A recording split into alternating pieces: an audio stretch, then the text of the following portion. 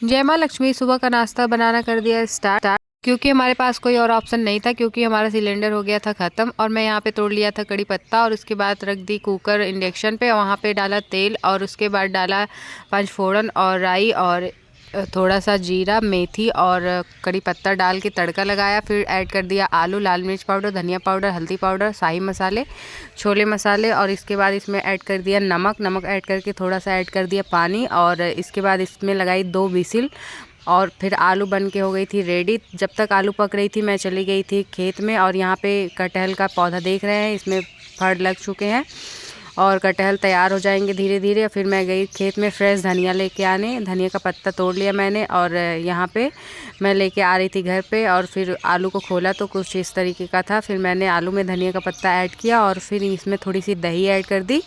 आप और भी सारी चीज़ें इसमें ऐड कर सकते हैं। Bye bye guys.